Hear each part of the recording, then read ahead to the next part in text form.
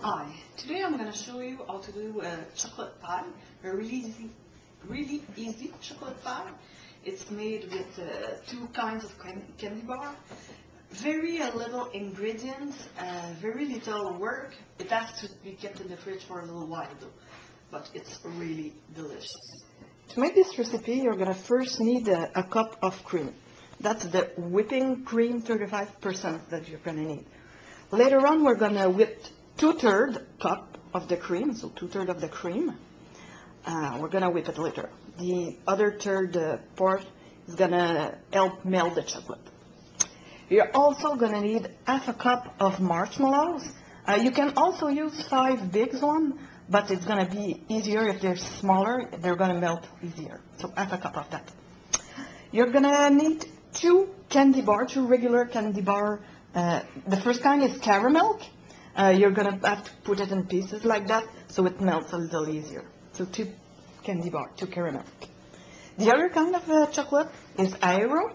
You're going to need 4 aeros, the regular kind too.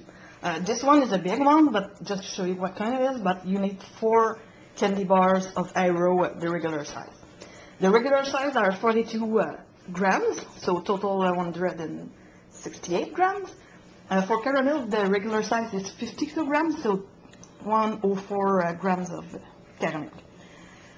Finally, you're going to need graham crust. I didn't make it from scratch here. I could have, but it would have taken longer. It's also really better if you do it with the one that you did from scratch. It tastes a lot better, but here, well, I'm just going to use that.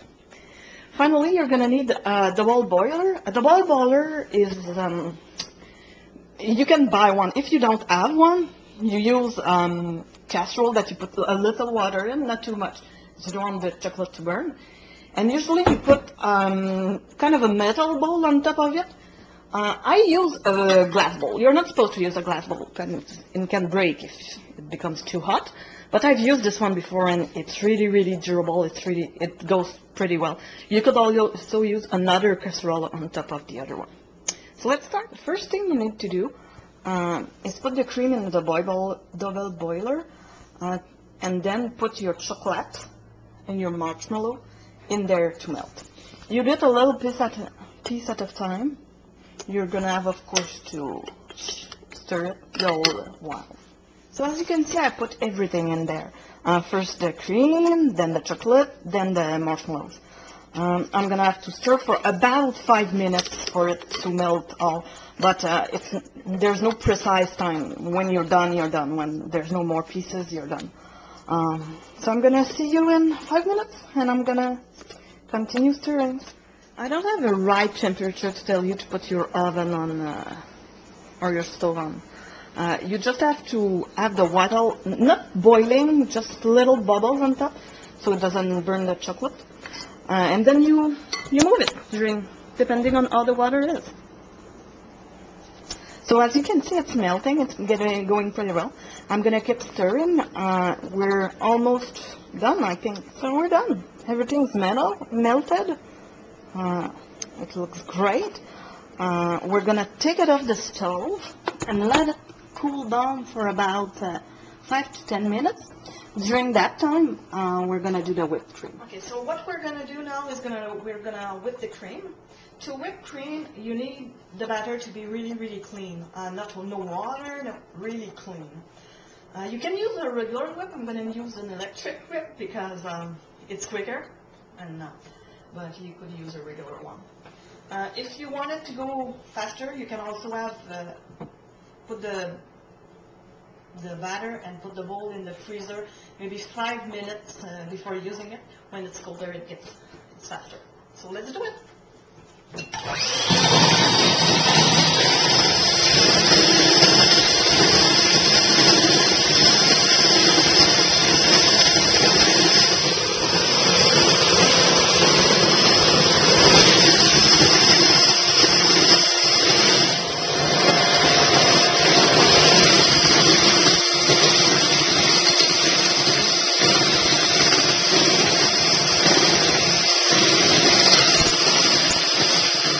Whipped cream is ready when you can do little icicle and they keep standing up.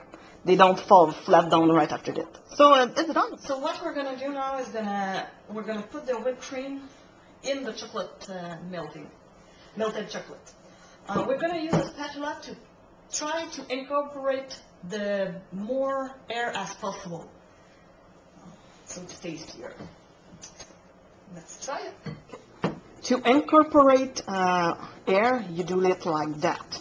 That's how you mix it. See the little rotating thing I'm doing? I'm adding air, and I'm not breaking my whipped cream too much. So I'm going to do it for all the whipped cream until it's all blended really well.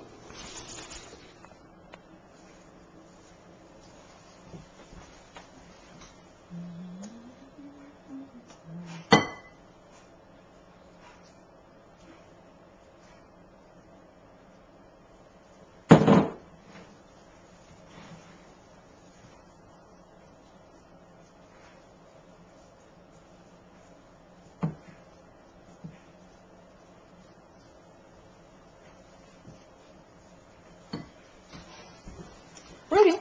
So the recipe is actually finished. All left to do is put it in the crust. So let's do it.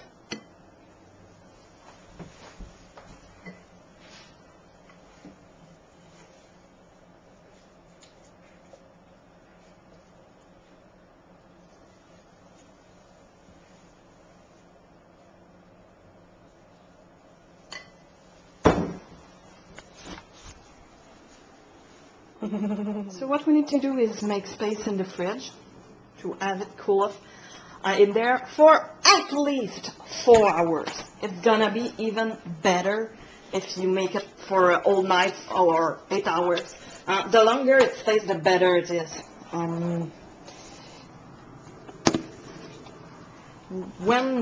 If you don't use all the pie the first time,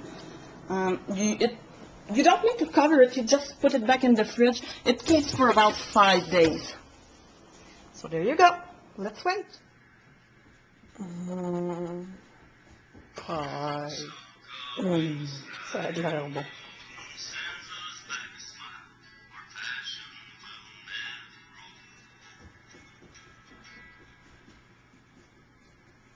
So thanks for watching my vid. It's really a good pie. It's easy. You don't have to decorate it because it's already great by itself. Please tell me in the comments below what you want me to do next.